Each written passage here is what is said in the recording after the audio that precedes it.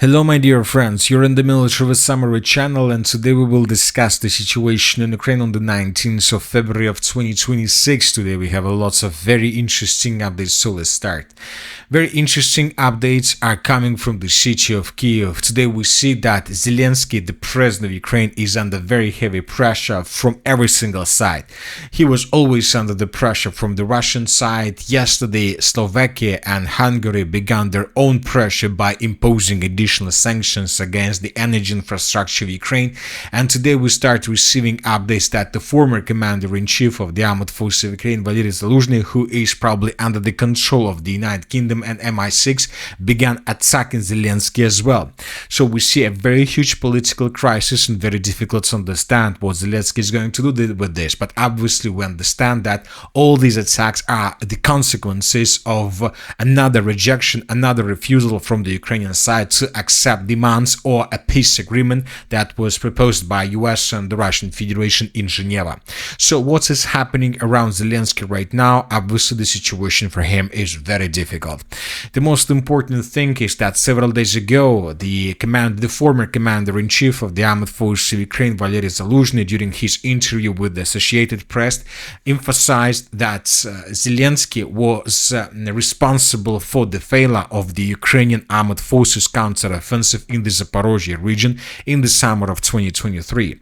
So according to Zaluzhny, according to his original plan, Zaluzhny was planning to concentrate dozens of thousands of soldiers around the city of Orechov just with one purpose, then to attack from this area in the southern direction, to break through Russia's defense and to enter the settlements of Tokmak and later further in the direction of the city of Melitopol. But those attacks were repelled by Russians. The Ukrainians suffered huge losses, and Zaluzhny is saying that that counter-offensive operation failed because Zelensky didn't allow Zaluzhny to concentrate forces here. Zelensky ordered Zaluzhny to begin several counterattacks. One of them took place around the settlement of Orechov. Another counteroffensive operation took place around the Vremivka tactical bridgehead, and the third counteroffensive operation from the Ukrainian side in 2023 started around the city of Bakhmut. And due to the fact that Ukrainians stretched their forces through the entire line of combat contact, the Russians managed to repel everything and to deal strategical defeat to the armed forces of Ukraine. And this is the thing that Zaluzhny is blaming right now Zelensky. So that was the first attack from the commander-in-chief that we've noted during the previous 24 hours, but today Zelensky probably struck back. Today Der Spiegel published a very interesting article. According to information we have, Zaluzhny approved the bombing of Nord Stream 2 without informing Zelensky. So basically this attack means that Zelensky had nothing in common with the attack on the Nord Streams, that was complete responsibility of Zaluzhny, the former commander-in-chief. So the question is why Zelensky is doing this. The answer is very simple. We see that the presidential race has begun, and Zelensky is trying to make Zaluzhny completely unacceptable for the Russian Federation, because obviously Russians will never accept Zaluzhny as the president of Ukraine if he is responsible for attacks on the Nord Stream. Another important thing is that right before I started making this video, the former commander-in-chief of the armed forces of Ukraine, Zaporizhzhia, made another strike, and he stated, and there was a publication about this, we will discuss this later, that during 2023 the Russians carried out a massive missile attack, and using one of the missiles the Russians attacked headquarters where the former commander-in-chief was located. He was wounded during that attack, and later he was forced to leave his position, and Zaluzhny, or the article says that the coordinates were provided from the presidential office of the president of Ukraine, Zelensky. So very heavy clashes, as we can see right now, for the presidential chair, which means that the presidential elections are inevitable and most likely they're going to start very soon. Another important thing was published today by Zelensky. He made a very interesting statement.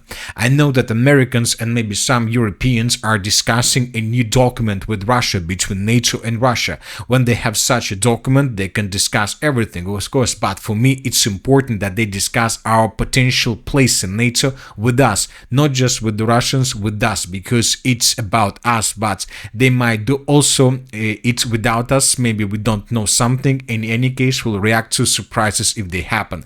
So Zelensky is trying to tell us that currently the NATO and the Russian Federation are working on the document, most likely, which main purpose of this document to receive legal promises or legal guarantees from the European countries and from the NATO organization itself that it's not going to grow further in the eastern direction, which means that Ukraine will never become a part of NATO according to this possible document. And this is exactly what Zelensky is trying to tell us, and this is another strike against him, because basically the entire conflict between Ukraine and Russia, but not like the entire conflict, the reasons why the conflict was postponed, was prolonged so many times from the Ukrainian side, was like the moment that Ukrainians, as a result of this conflict, were planning, more precisely Zelensky was planning to join NATO, and now most likely we will receive a legal document that will not allow NATO to do this in the future.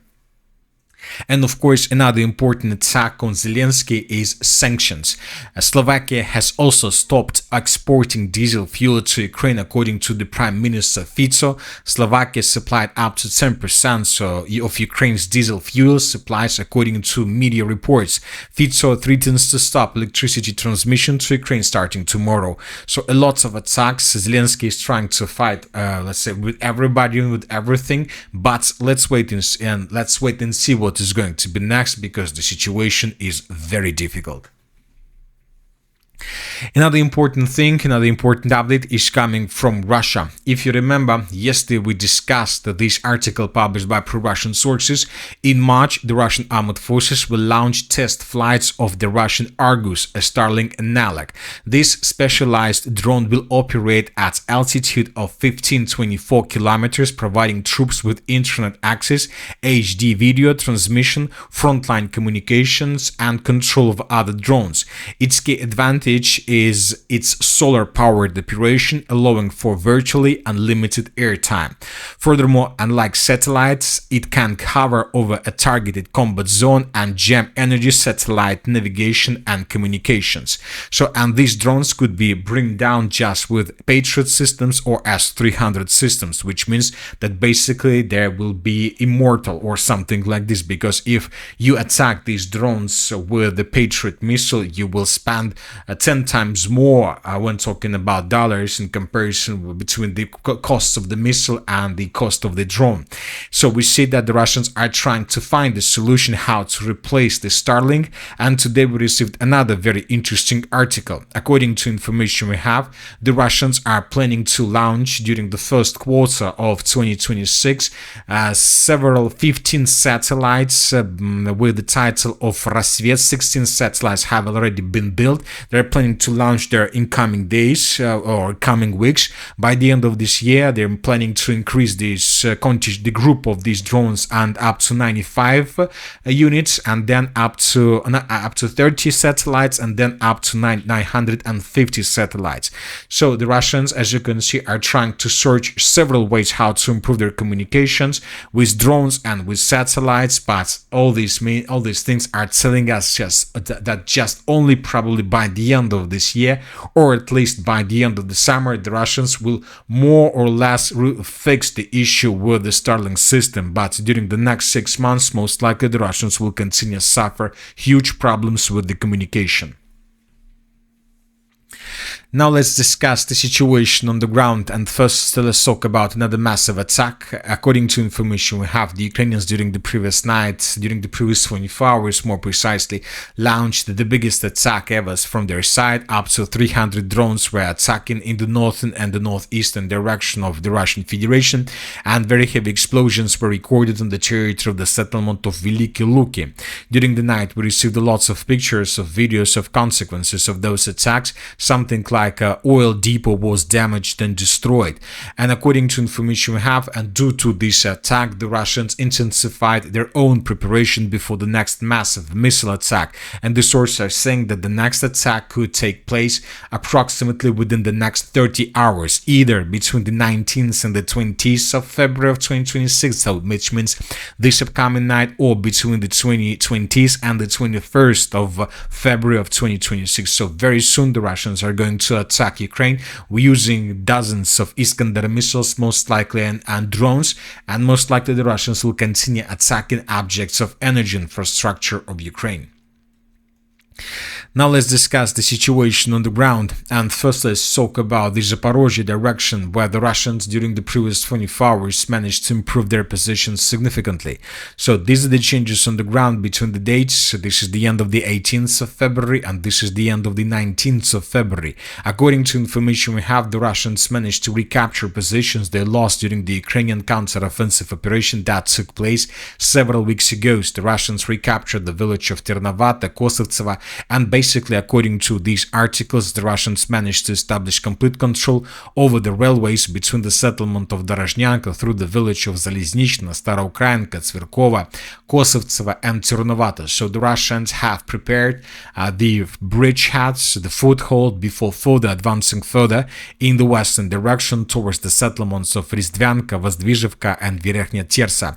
So these three villages, these three settlements are the main defense layer right now.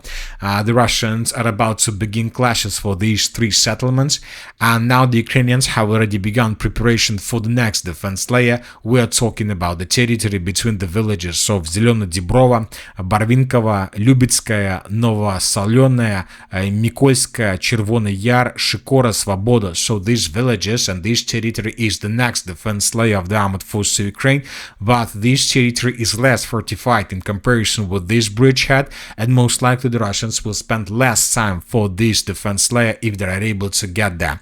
During the 19th of February of 2026, we received lots of videos of how Russians were bombing and attacking the rear positions of the armed forces of Ukraine, trying to destroy artillery systems, warehouses, ammo depots, and upcoming reinforcements and reserve that is arriving in this area. As for the northern directions, during the previous 24 hours, according to pro-Ukrainian sources, the Ukrainians were keeping and advancing in the southern direction. Currently, the clashes are taking place for the villages of Vishnyovo and Privilya. These are the territories where the Ukrainians managed to infiltrate. Furthermore, the Ukrainians began clashes for the settlement of Ternovata. So we are not coloring the territories under complete control of the armed forces of Ukraine, because even pro-Ukrainian sources are showing these territories as a gray zone or contested area, which means that the Ukrainians are keeping advancing, but we see that the pace of their counter-offensive operation was significantly lowered, most likely due to the fact that the Russians were continuing bombing and attacking positions, logistic lines and roads through the village, through the river of Volcha, and through the territories to the north of the settlement of Velika-Mikhailovka and Pokrovska. So Ukrainians most likely currently are suffering huge problems with logistics that can play a very bad thing with the armed forces of Ukraine with their contingent to the south of the river. Now let's move further and let's discuss the situation in the Dobropolye direction. During the previous 24 hours, additional changes were recorded. According to information we have, the Russians improved their position significantly to the north from the settlement of Pokrovsk. We see that the Russians began offensive operation in the northern direction with the purpose to attack and answer the settlement of Shevchenka. This offensive operation can force the Ukrainians from these pockets to lose their positions, to leave their positions further in the northern direction, with the purpose not to be encircled by Russians. So it seems that the Dobropolye offensive operation is entering its beginning phase, and Russians most likely in days will just intensify their offensive operation until they get the siege of Dobropolye itself. As for the city of Konstantinovka, the Russians launched the next stage of the Konstantinovka offensive operation. I would like to remind you that during the first phase of the Konstantinovka offensive operation, the Russians were tasked to take under complete control the southwestern part of the settlement, and during the previous days the Russians managed to break through Ukraine's defense in this area, to enter the southwestern part and to improve their position significantly. Basically, by control over the southwestern part of the city of Konstantinovka, the Russians managed to create the situation when the settlements of Dovga Balka and Raskoshne lost several supply lines that they used to have before. So basically, the villages of Raskoshne and Dovga Balka currently suffer huge problems with the logistics. So that is why the Russians decided to use this advantageous situation, and the Russians began advancing in the area of the villages from the southwest and from the southeast. The Russians most likely will continue improving their positions in this area, and most likely during the next days we will receive additional updates from this territory. Now the Russians are tasked to improve their positions and to maintain the lines between the settlements of Konstantinovka and Sofiivka. So this entire line the Russians are tasked to capture within the next weeks before the beginning of probably the final phase of the battle for the city of Konstantinovka itself. As for the previous 24 hours, the Russians continued bombing and attacking the settlement of Konstantinovka with aviation, artillery and drones, and lots of videos as usually was published from this area. As for the Slavyansk direction, as usually, we are receiving lots of updates from the territory between the villages of Riznikovka and Kriva Luka. If we increase the numbers of updates since the beginning of this month, most likely the biggest number of updates and the biggest concentration of updates are coming exactly from this area, so in comparison with any other direction, which means that this territory is a primary target for the armed forces of the Russian Federation. As you can see, during the months we received a video from almost every single square kilometer from this territory, which means that the Russians are trying to not just to break through Ukraine's defense, they are trying to reduce the Ukraine's defense till ruins before getting the settlements of Alexandrovka and Nikolaevka. At the same time, the Russians are keeping advancing to the south of the city of Liman, trying to outflank the settlement. As of now, the Russians approach the settlements of Stary Karavan and Brusovka. The distances between edge positions of the armed forces of the Russian Federation and these villages is already less than 3 kilometers, which means that in coming hours the clashes for these territories will begin. If Russians take under complete control these two villages, the village of Stary Karavan and Bruskovka, Russians will be able to cut the main supply and logistic lines that used to go in the direction of the city of Liman. And of course, from these positions the Russians will continue advancing further in the direction of the settlement of Shturova. This will allow the Russians to cut additional supply lines that Ukrainians currently use for the Liman purposes. And of course, the main battle in this task of encirclement of the city of Liman is the battle for the settlement of Drobyshevo. Currently, there are very heavy clashes, and today several pro-Russian sources stated that the central part of the settlement of Drobyshevo was turned into the gray zone. The Ukrainians basically were forced to fall back from this area in the southwestern direction towards the railway station and the railways, which means that the battle for this small village is also coming to its logical end. At the same time, we received reports that Ukrainians launched several counterattacks in the area of Svetogorsk, Sosnovo, Yarovaya, and furthermore in the direction of Novoselka. The Russians stated that several groups of soldiers managed to answer the village of Novoselka. The attacks around Sosnovo were repelled by Russians. As for the settlement of Stepnogorsk, Ukraine's attacks were repelled, and the Russians managed to create another gray zone in the central part of the settlement, which means that Ukrainians lost strong control over the territory. So as you can see, the battle for this strategical part of the Slavyansk offensive operation is also coming to its logical end, and the Russians are approaching the Kharkiv region from the southeast. As for the Sumy direction and as for the Kupiansk direction, nothing special.